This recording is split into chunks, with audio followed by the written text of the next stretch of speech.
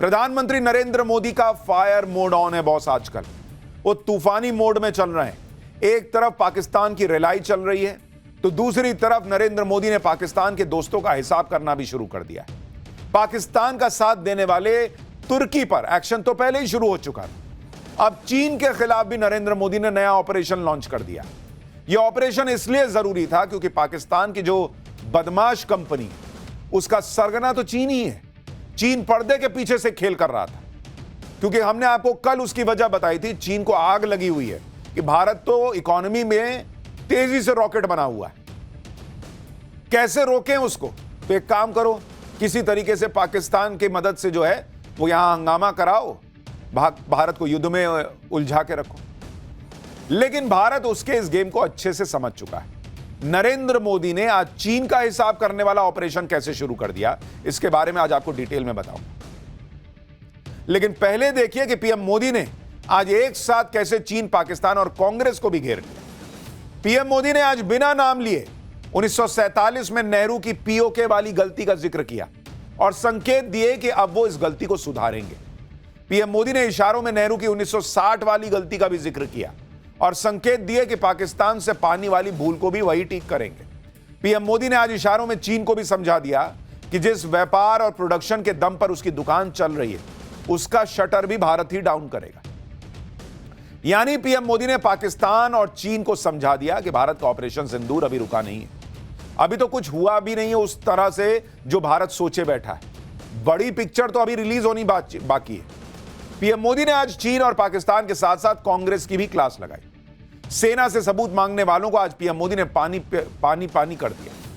गुजरात दौरे के दूसरे दिन पीएम मोदी ने अपने भाषण में और क्या क्या धमाके किए, कैसे पाकिस्तान और चीन का तनाव बढ़ा दिया, कैसे कांग्रेस को जवाब देते देते कांग्रेस की टेंशन बढ़ा दी, ये सब आज आपको दिखाने वाला। लेकिन पीएम मोदी के इस धमाकेदार बयानों का एक ट्रेलर देखिए। पहले आप देख रहे हैं प्रधानमंत्री नरेंद्र मोदी बार बार पीओके का जिक्र कर रहे हैं। वो याद दिला रहे हैं कि नेहरू की क्या गलती थी और कैसे सरदार पटेल चाहते थे कि पीओके भारत में ही रहे और जब तक पीओके आ ना जाए सेना को रुकना नहीं चाहिए। यानी वो संकेत दे रहे हैं कि सरदार पटेल का सपना नरेंद्र मोदी ही पूरा करेंगे। इस वक्त नरेंद्र मोदी के दो ही मकसद हैं, पाकिस्तान से पीओके वापस लेना और पाकिस्तान का जो भी साथ दे रहा है उसका चुन चुन कर हिसाब करना। पीओके वापस लेने का मिशन तो ऑन है।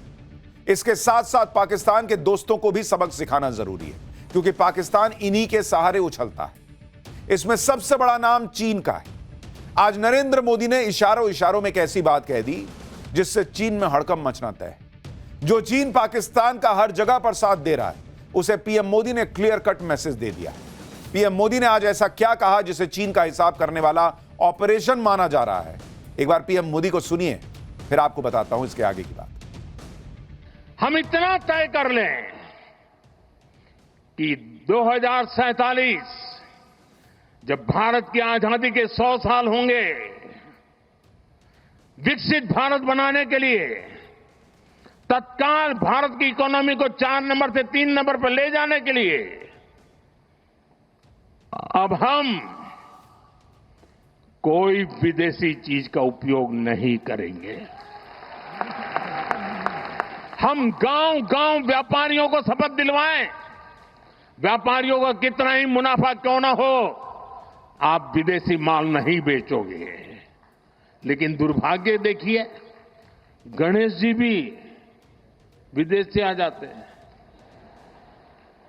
छोटी आंख वाले गणेश जी आएंगे, गणेश जी की आंख भी नहीं खुल रही है। होली रंग छिड़कना है, बोले विदेशी। हमें पता था, आप भी अपने घर जाकर के सूची बनाना। सचमुच में ऑपरेशन सिंदूर के लिए एक नागरिक के नाते मुझे एक काम करना है। आप घर में जाकर सूची बनाइए कि आपके घर में 24 घंटे में सुबह से दूसरे दिन सुबह तक कितनी विदेशी चीजों का उपयोग होता है। आपको पता ही नहीं होता है। आप हेयर पिन भी विदेशी उपयोग कर लेते हैं, कंघा भी विदेशी होता है, दांत में लगाने वाली जो पिन होती है वो भी विदेशी घुस गई है, हमें मालूम तक नहीं है, पता ही नहीं है दोस्तों। देश को अगर बचाना है, देश को बनाना है, देश को बढ़ाना है, तो ऑपरेशन सिंदूर ये सिर्फ सैनिकों के जिम्मे नहीं है। ऑपरेशन सिंदूर 140 करोड़ नागरिकों के जिम्मे है। प्रधानमंत्री नरेंद्र मोदी ने बहुत बड़ी बात कही कि 2047 तक भारत को विकसित देश बनाना है, विकासशील नहीं, विकसित राष्ट्र, दुनिया की तीसरी सबसे बड़ी अर्थव्यवस्था बनाना है। तो इस देश के नागरिकों को भी ऑपरेशन सिंदूर लॉन्च करना पड़ेगा। जो देश आतंकियों की मदद करते हैं, आतंक का साथ देने वाले देश की मदद करते हैं, उनको सबक सिखाना होगा। और ये एक दिन में नहीं होगा। कुछ लोग कहते हैं अरे चाइना से देखिए व्यापार तो चल ही रहा है, व्यापार तो बढ़ ही रहा है। अरे भैया, भारत प्रोडक्शन हब बन रहा है। एक दिन में सारी चीजें अपने यहां नहीं पैदा होने लगेंगी, सारी चीजें अपने यहां नहीं बनने लगेंगी। छोटा मोटा सामान जो लगता है उसके लिए इधर उधर से जो अपने यहां नहीं है आपको मंगाना ही पड़ेगा। लेकिन एक लंबे लक्ष्य के साथ चलिएगा तो 2047 तक भारत बहुत कुछ कर सकता है। आज पीएम मोदी ने विदेशी प्रोडक्ट्स को लेकर जो बातें कही, वो बात चीन को मैसेज देने के लिए ही है। क्योंकि पाकिस्तान के खिलाफ ऑपरेशन सिंदूर में सबने देखा कि चीन के हथियारों के दम पर पाकिस्तान लड़ा। चीन के सैटेलाइट का इस्तेमाल पाकिस्तान ने किया। चीन ने यूनाइटेड नेशन में पाकिस्तान के आतंकी संगठनों का बचाव किया है। पहले भी चीन ने यह भी कहा कि वो पाकिस्तान के साथ मजबूती से खड़ा है, हालांकि तब कहा जब भारत चीन पाकिस्तान को ठोक चुका था। युद्ध के बाद चीन ने पाकिस्तान के विदेश मंत्री को बुलाकर पूरी रिपोर्ट भी ली। चीन से पाकिस्तान को अगली लड़ाई के हथियार मिलने की भी खबर है। चीन पाकिस्तान को 5th जनरेशन फाइटर जेट भी देने जा रहा है, ऐसी भी खबरें हैं। यानी चीन भारत से डायरेक्ट नहीं भिड़ना चाहता, लेकिन उसने अपना शू करके टॉमी आगे बढ़ा दिया है कि पाकिस्तान तुम जाओ, तुम काटो भारत को। पाकिस्तान को प्रॉक्सी बनाकर वो भारत से लड़ रहा है। लेकिन आज प्रधानमंत्री मोदी ने सीधा इशारा कर दिया कि पर्दे के पीछे का यह खेल नहीं चलेगा और जो भी पाकिस्तान और वहां के आतंकियों की मदद कर रहा है उसको भुगतना होगा। चीन को सबक सिखाने का काम एक दिन में संभव नहीं है, लेकिन अगर 140 करोड़ देशवासी चालें तो चीन के खिलाफ भी एक इनडायरेक्ट ऑपरेशन सिंदूर चल सकता है। प्रधानमंत्री नरेंद्र मोदी ने अब वहां चोट करने की बात कही है जहां चीन को दर्द होगा। और ऐसा नहीं कि पहले हमने नहीं किया है, हमने किया है। अब उसी चीज को और इंटेंसिफाई करना है। चीन की इकोनॉमी, उसके प्रोडक्ट्स को टारगेट करना है। पीएम मोदी की यह बात 100% सही है कि बीच बीच में हम एक्टिव हो जाते हैं कि विदेशी सामान नहीं खरीदेंगे, देसी सामान खरीदेंगे, लेकिन फिर सुस्त पड़ जाते हैं। पिछले कुछ सालों से यही हो रहा है। जो विदेशी सामान एक समय पर हमने बिल्कुल बॉयकॉट कर दिया था, वो लोग फिर से खरीदने लगे। नरेंद्र मोदी जो विदेशी प्रोडक्ट की लिस्ट बनाने की बात कह रहे हैं, उनमें से कौन कौन सा विदेशी सामान आपके घर में है और किसका आप बहुत आसानी से बॉयकॉट कर सकते हैं, आज उस लिस्ट के बारे में मैं आपको बताता हूं। आपको भी ध्यान होना चाहिए कि अगर आप ऑपरेशन सिंदूर का हिस्सा बनना चाहते हैं, और इनमें से कोई ऐसी चीज नहीं है जो आप बॉयकॉट नहीं कर सकते। चीन का सामान जो आप यूज कर रहे हैं उसमें क्या क्या शामिल है, अगर आप देखेंगे, सबसे पहला स्मार्टफोन, जो आज की डेट में बहुत सारे लोगों के हाथ में चीन का स्मार्टफोन है। और अगर आप स्मार्टफोन को देखें तो कौन सी टॉप विदेशी कंपनियों के फोन भारत में बिक रहे हैं, मैं आपको उनके बारे में बताता हूं। वो आप चेक कर लीजिए, जिनको आप बॉयकॉट कर सकते हैं। उनके नाम है MI, ये चीन की कंपनी। रेडमी का फोन, आप चीन की कंपनी का फोन यूज कर रहे हैं। ओप्पो, वीवो, रियलमी, ये सारे फोन आपको सस्ते में मिल जाते हैं। आप कहते हैं अरे वाह, बहुत बढ़िया, सस्ता फोन मिल गया।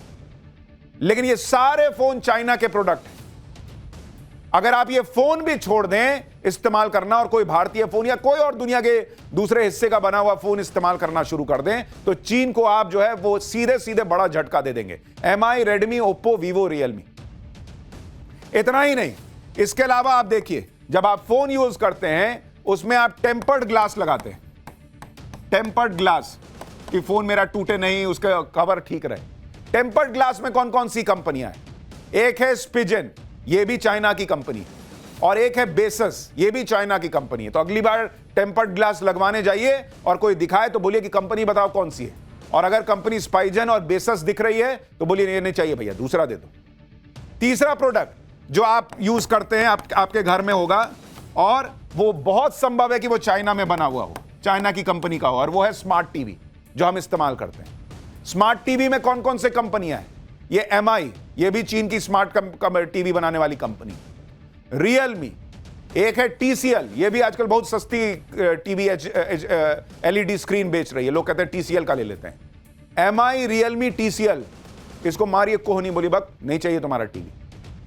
तो ये भी आप करके चीन को जो है वो नुकसान पहुंचा सकते हैं, चीन को सबक सिखा सकते हैं। चौथा, जो आप सामान बहुत सारे लोग यूज करते हैं, लैपटॉप।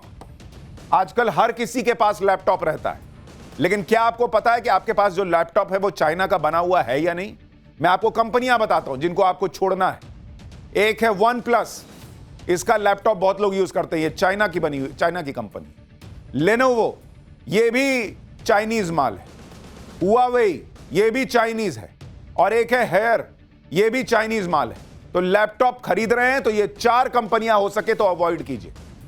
छोटी छोटी चीजें हैं जो आप और हम रोज खरीद रहे हैं, रोजमर्रा की जिंदगी में इस्तेमाल कर रहे हैं। हमारे घर में भी है कि एक लैपटॉप तो लगभग आजकल सबके पास होता है, एक स्मार्टफोन तो आजकल सबके पास होता है।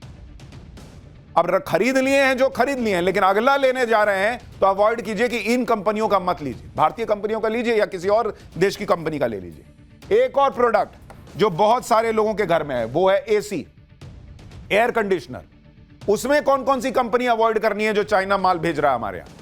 एक है वाई हेयर है, एक है माइडिया, ये भी चीन की कंपनी है।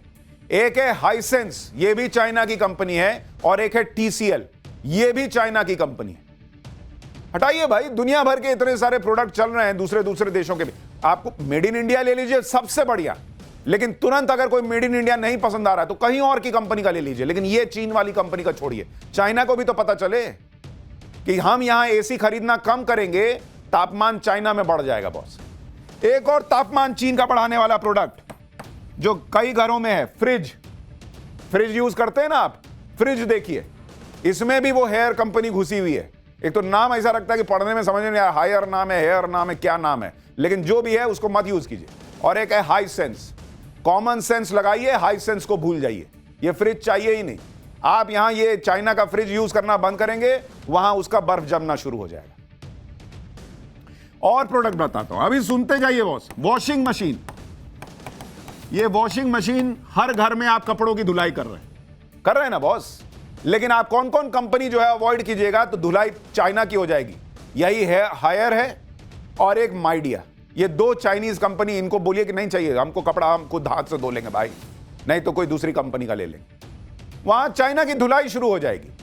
हालांकि इनमें से कई कंपनियों और ब्रांड के कई प्रोडक्ट भारत में ही बनते हैं, लेकिन कई प्रोडक्ट जो है वो इंपोर्ट भी होकर आते हैं। अब हमारी ये पूरी कोशिश होनी चाहिए कि हम अपने खुद के प्रोडक्ट बनाएं जो भारत में मैन्युफैक्चर हो सके।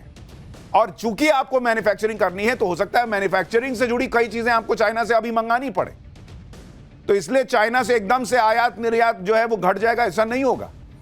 लेकिन हां, आप जो अपने तरफ से भूमिका निभा सकते हैं वो कीजिए, और विदेशी प्रोडक्ट्स पर हमारी डिपेंडेंसी धीरे धीरे ही कम होगी, जागरूक होने से होगी।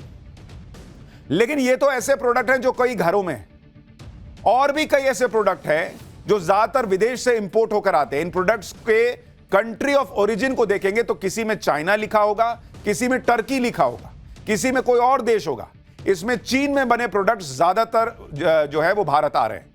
जैसे अगर आपको मैं और ऐसे कुछ प्रोडक्ट्स बताऊं जो आप अवॉइड कर सकते हैं, जो चाइना का बना हुआ माल हो सकता है।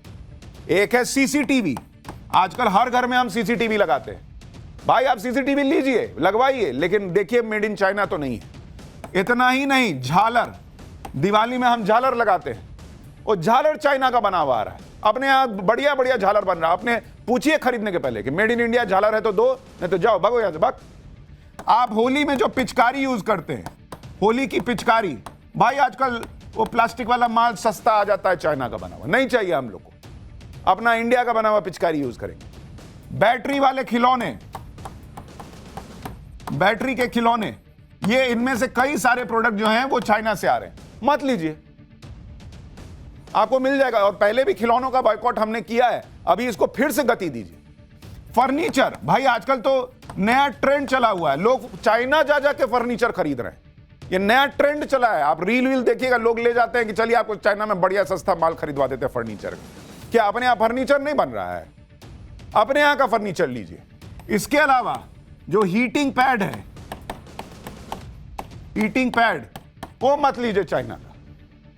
जो आप इलेक्ट्रिक मसाजर लेते हैं, भाई आप मसाज ले रहे हैं चाइना का माल खरीद के, वहां उसका मसाज चल रहा है, उसको मजा आ रहा है, बस नहीं चाहिए तुम्हारा मसाज। जो आर्टिफिशियल ज्वेलरी लेते हैं, आर्टिफिशियल ज्वेलरी मत लीजिए, बहुत सारा चाइना का माल आ रहा है। पूछिए कि चाइना वाला तो नहीं दे रहे हो, हमको मत सटाओ चाइना का माल। आप बैडमिंटन का रैकेट लेते हैं, वो बैडमिंटन का रैकेट आ रहा है चाइना का बना हुआ। ये सब आपको इसलिए पता हो, बता रहा हूं कि आपको पता रहना चाहिए। बहुत लोगों को पता ही नहीं कि अरे भैया बैडमिंटन खेल रहे हैं, इधर से ढल गया दिन, ढल गई रात, उधर चाइना में जो है वहां चकाचौंध पैसा छप रहा है। प्लास्टिक का कंटेनर, भाई देखिए भर गया, बोर्ड भर गया, भाई इतना माल हम लोग चाइना का यूज कर रहे हैं।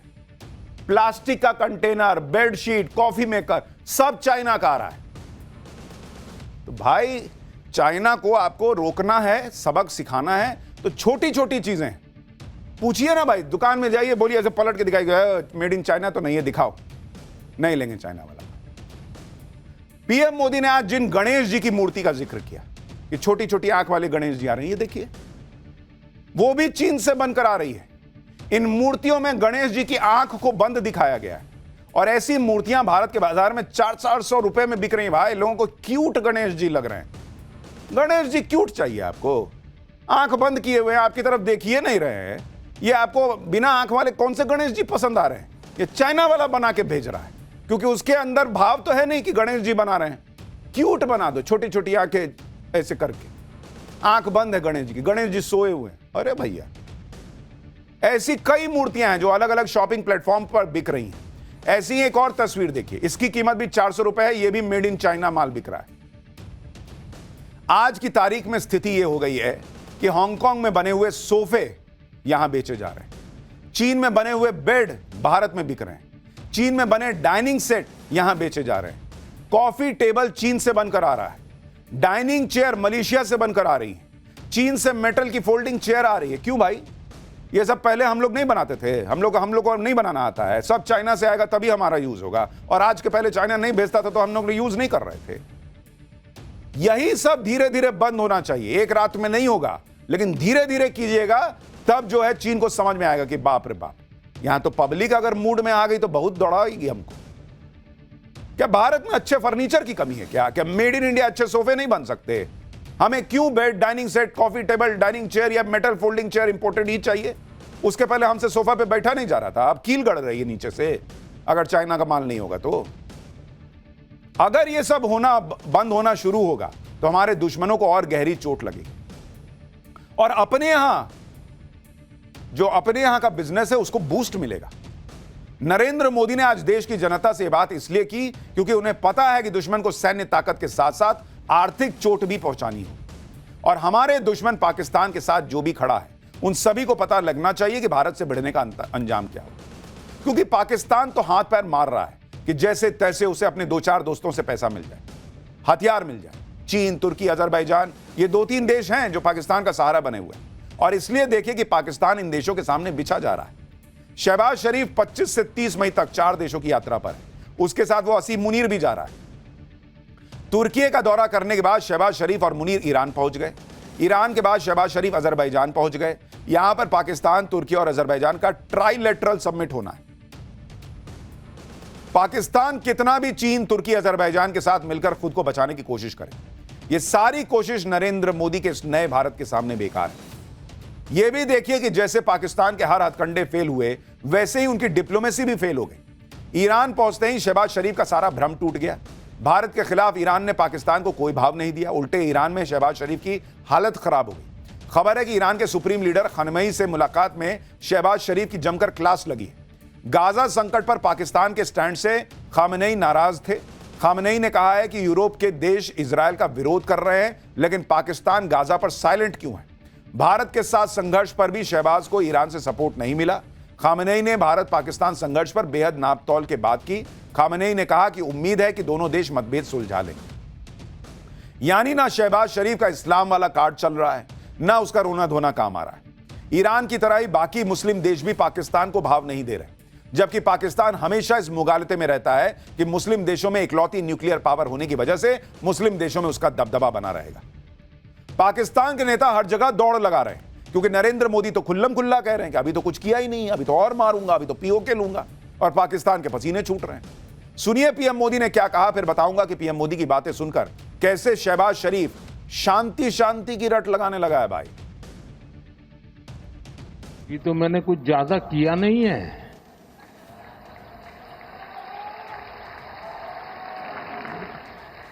अभी तो हमने कहा है कि हमने इसको एबेंस में रखा है, वहां पसीना छूट रहा है, और हमने डैम थोड़े खोल करके सफाई शुरू की। जो कूड़ा कचरा था वो निकाल रहे हैं, इतने से वहां फ्लड आ जाता है।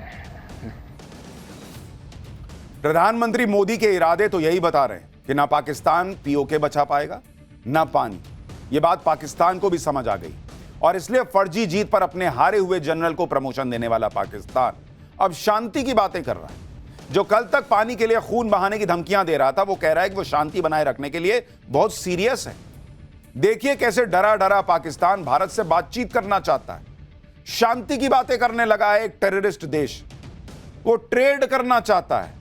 सुनिए शहबाज शरीफ कैसे दुनिया के सामने, भारत के सामने गिड़गिड़ा रहा है। We are ready to talk for the sake of peace on water issue with a neighbor. We are ready to talk to promote trade and also counter terrorism if they are serious.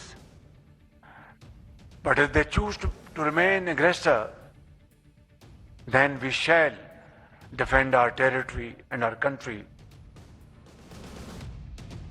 Shahbaz शरीफ अगर बात करना चाहता है तो भारत का agenda भी clear है, बात होगी लेकिन पीओके पर होगी। और यह भी क्लियर है कि पीओके तो नरेंद्र मोदी लेकर रहे हैं, क्योंकि नेहरू का जमाना नहीं है। नेहरू के जमाने में ही पीओके पर पाकिस्तान ने अवैध कब्जा कर लिया था, तब भी पाकिस्तान ने अपने भाड़े के आतंकियों को ही भेजा था। उस वक्त अगर सरदार पटेल की बात सुनी गई होती तो आज पीओके पर पाकिस्तान का अवैध कब्जा ना होता और पाकिस्तान कश्मीर में कोई खेल ना कर पा रहा होता।